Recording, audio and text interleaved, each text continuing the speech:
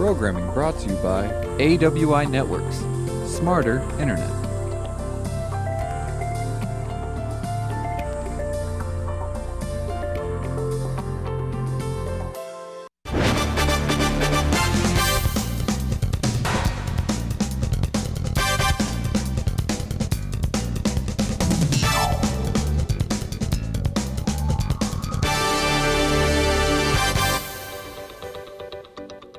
Thanks for joining St. George News at 8.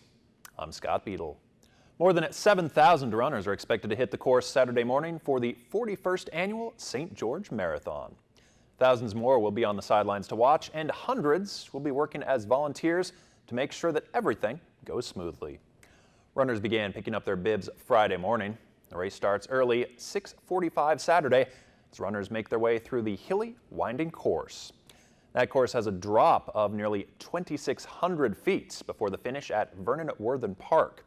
Runners will be coming from at least 47 different states, 15 countries, and a handful of U.S. territories.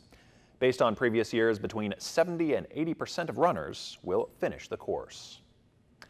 In the wake of tragedies like the Vegas shooting and Boston Marathon, a lot of people are wondering how to ensure the safety of events like the marathon. St. George Mayor John Pike says the Vegas attack did hit close to home. St. George has changed how event security is handled since the Boston Marathon bombing 5 years ago. Security has been heightened, and the city knows the key locations and times along that route to guard them.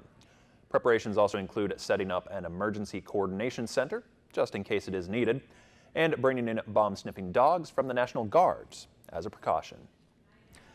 And we do turn now to the latest on this week's mass shooting in Vegas. Marcy Gonzalez has the story.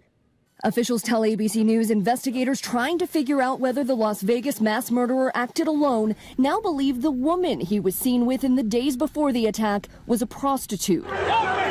But they believe someone may have helped him based on the elaborate planning, the amount of guns he had in that hotel room, and officials say because some of the ammo was bought under someone else's name. There's people that know this individual. There's people that could help us understand this individual. With reports Paddock may have considered other targets, searching for hotel rooms near Boston's Fenway Park and booking rooms across the street from the Lollapalooza Festival in Chicago. Some cities are increasing security for big events, including in Chicago for this weekend's marathon.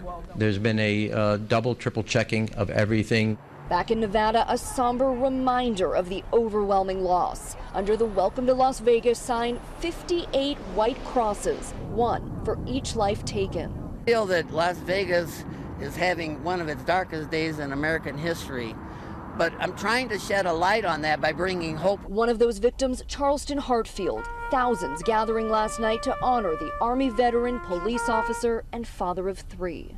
If there was a checklist to be an American, Charlie hit every single box, and then he made up some boxes. Donations to help the victims' families and the survivors are still pouring in. So far, more than $9 million has been raised. A death row inmate is one step closer to execution after a federal judge determined he was fit for trial. 76-year-old Ron Lafferty is now one step closer to that execution by firing squad. His double murder case was chronicled in the book Under the Banner of Heaven. Lafferty was convicted, along with his brother, in the 1984 slayings of his sister-in-law and her baby daughter after she resisted entry into a polygamous group. Lafferty's lawyers argued that he suffered from mental illness and that his brother was given a life sentence instead of the death penalty. U.S. District Judge Dee Benson sided with state experts, saying Lafferty was fit for trial. Domestic violence-related deaths have accounted for 42% of Utah homicides over the past 16 years. And this year's number has already surpassed last year's number. So far, 28 people have died in domestic violence-related deaths, up 6 from last year. In reaction to these numbers, area mayors have begun declaring October Domestic Violence Awareness Month. St. George Mayor John Pike hopes his declaration will translate into action. He says, quote, "We don't want to hide from that. We want to address it." The Dove Center will be holding a candlelight vigil hosted by the Washington County Domestic Violence and Sexual Assault Coalition. That is set for next Tuesday at 6 p.m. at the Dixie State University Testing Center lower parking lot.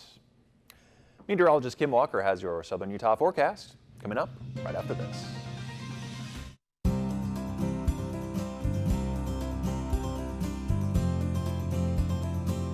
The weather tonight is brought to you by AWI Networks, Smarter Internet.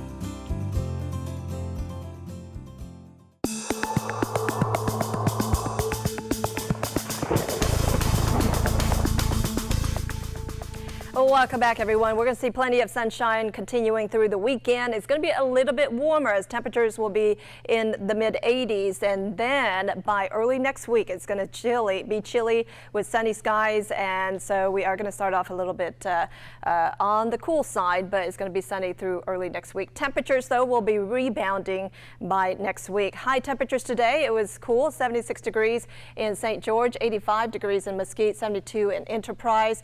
Temperatures tonight will be quite cold as we drop down to the freezing mark in Cedar City, 49 degrees in St. George, 53 in Mesquite, and 49 in Hurricane.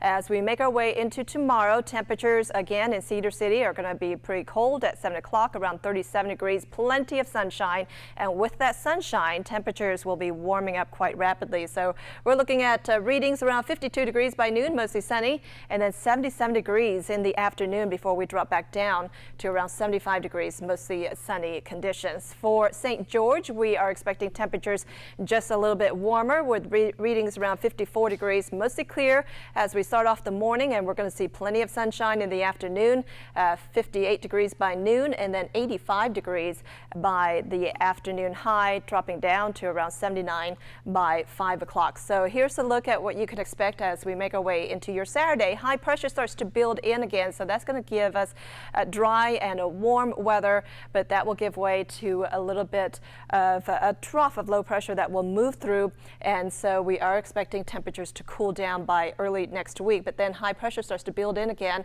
We're going to be on the east side of the high, and so we're going to see those winds come in from the north, and that's going to be cooler, and we're going to stay with the cool conditions for at least a couple of days before those temperatures start to rebound. So highs tomorrow in Newcastle around 71 degrees, and Enterprise around 78 degrees, and then further to the south, Mena around 82, Littlefield 89 degrees, and in Mesquite around 89 as well. But this weekend it's going to be pretty nice out there, lots of sunshine. Temperatures in the upper 70s for tomorrow in Cedar City, dropping down to around 75, but it's going to be pretty chilly as we start off your work week. 58 degrees, partly sunny, breezy and cool. Lots of sunshine for your Tuesday with a high around 69 degrees, but then we rebound close to around 70 degrees by your Wednesday and Thursday, but looks like dry weather will last through much of the next 7 days. In St. George, temperatures will be in the mid-80s for Saturday and Sunday.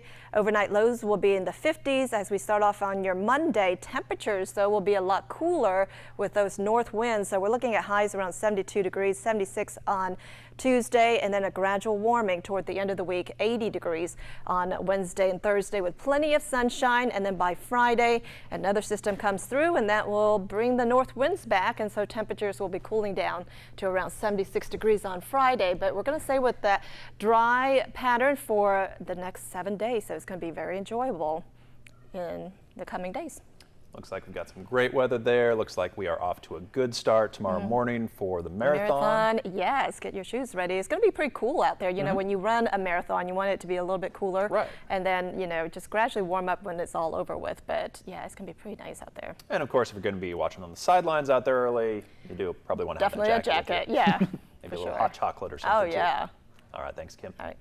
Still ahead, a competition that's just a little bit corny.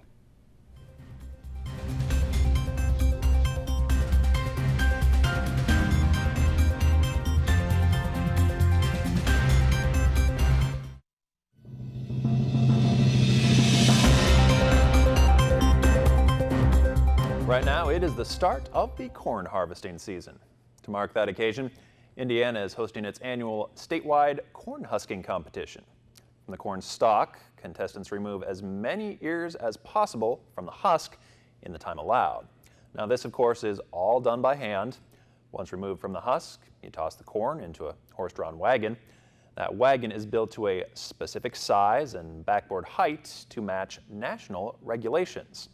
All of the corn in the wagon is weighed, and here's the good news, it won't go to waste as it will be used for cow feed. This contest is open to anyone, and the top 3 in each class get to go to the Nationals in Missouri.